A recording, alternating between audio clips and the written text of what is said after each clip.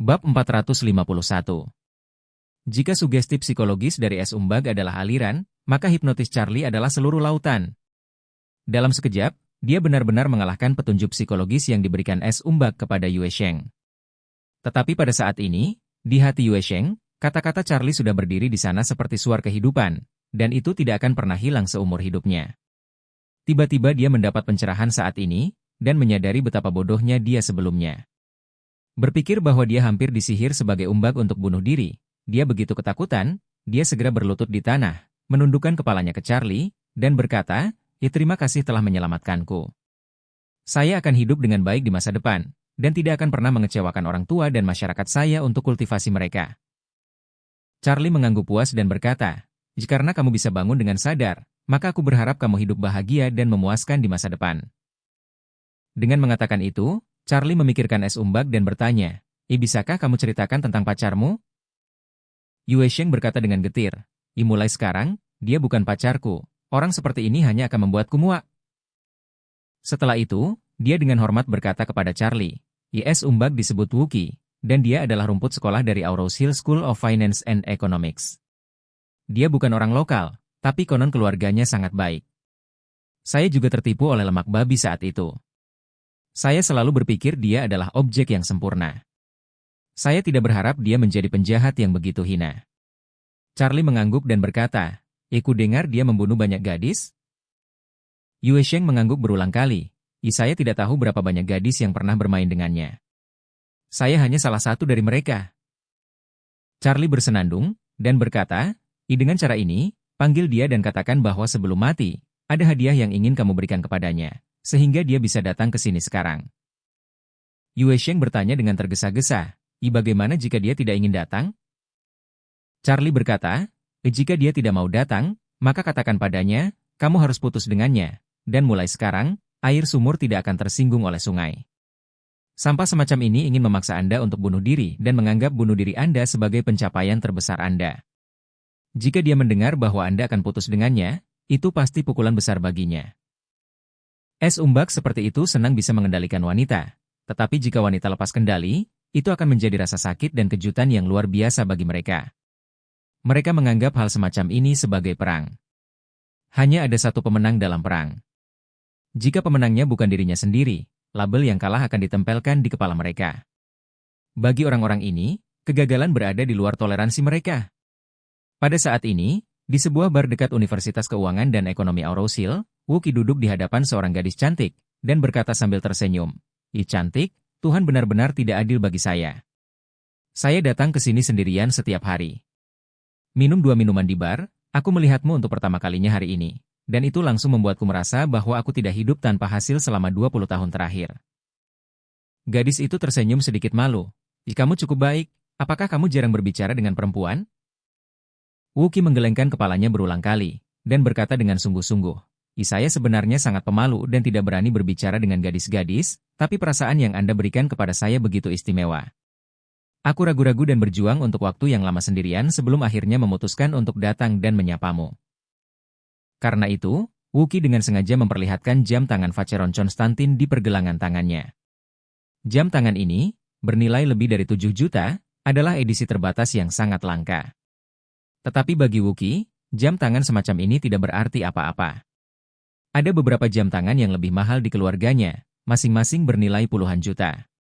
Gadis itu mengenali sekilas bagian dari Vacheron Constantin, terkejut sejenak, dan buru-buru berpura-pura tidak melihatnya, dan berkata sambil tersenyum, "Karena kita memang ditakdirkan, mengapa tidak minum 2 gelas bersama-sama?"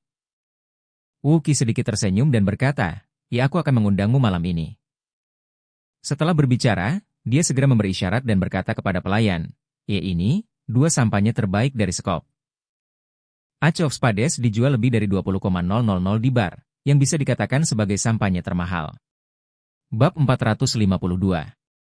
Melihat bahwa dia sangat murah hati, pertahanan gadis itu hampir runtuh sepenuhnya, dia hanya menunggu untuk mempelajari lebih lanjut tentang Wuki, dan kemudian melangkah lebih jauh. Saat ini, ponsel Wuki berdering tiba-tiba. Dia melihat ke bawah dan menemukan bahwa itu adalah panggilan Yue Sheng, dan dia tidak bisa menahan cemberut. Mengapa wanita ini tidak akan mati? Menyebalkan sekali. Melihatnya dengan ekspresi aneh, gadis itu bertanya dengan rasa ingin tahu, Ini bukan panggilan telepon pacarmu, kan? Tidak, tidak. Wuki buru-buru menjelaskan. Mantan pacar, dia selingkuh, tapi dia menggangguku. Setelah berbicara, dia menghela nafas dan berkata, Hei kecantikan menungguku, aku akan kembali ketika aku menjawab telepon. Tidak apa-apa. Wuki mengambil ponselnya dan keluar dari bar. Lalu dia mengangkat telepon. Begitu dia membuka mulutnya, dia mengutuk, kenapa kamu gadis kotor memanggilku? Bukankah penghinaan dan penghinaan yang kau berikan cukup untukku? Yue Sheng sedang menyalakan speaker saat ini, dan Charlie merasa kesal saat mendengar ini. Bastard ini benar-benar memberikan petunjuk psikologisnya sendiri setiap saat. Hanya ingin Yue Sheng merasa kotor, ingin dia menyerahkan hidupnya. Namun, dia tidak menyangka bahwa Yue Sheng benar-benar terbebas dari petunjuk psikologisnya saat ini. Tapi Yue Sheng tetap dengan patuh mengikuti instruksi Charlie dan berkata, Wuki, saya siap mati. Hanya jika aku mati kamu bisa bebas dari penghinaan. Wuki berkata dengan tidak sabar, kalau begitu cepat pergi, jangan sakiti aku lagi. Charlie mengetik serangkaian kata dengan ponselnya dan menyerahkannya kepada Yue Sheng. Yue Sheng membaca kata-kata di telepon Charlie dan berkata, kalau begitu, bisakah kamu datang menemuiku di danau buatan sekolah? Sebelum saya pergi, saya masih memiliki hadiah untuk Anda. Wuki segera berkata, tidak. Saya tidak ingin melihat Anda lagi. Melihat Anda akan membuat saya merasa mual. Itu membuatku mual, membuatku ingin muntah, membuatku ingin menggambar wajahku sendiri, dan bertanya bagaimana aku jatuh cinta dengan wanita kotor sepertimu. Yue Sheng berkata, Charlie mengirim rangkaian kata lain kali ini. Dia membaca sambil membaca, jika kamu tidak ingin datang, ayo putus. Mulai sekarang Anda akan mengambil jalan Anda dan saya akan menyeberangi jembatan papan tunggal saya. Jika kita bertemu di sekolah, saya harap Anda bisa berpura-pura tidak mengenal saya.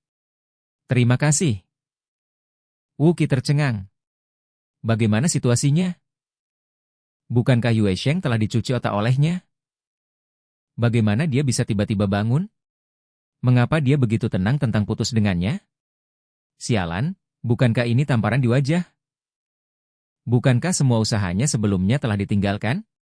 Jadi dia buru-buru memohon, Yue Sheng, bagaimana bisa kau begitu kejam dan menyakitiku, lalu tinggalkan aku? Apa kau benar-benar akan menghancurkan hatiku?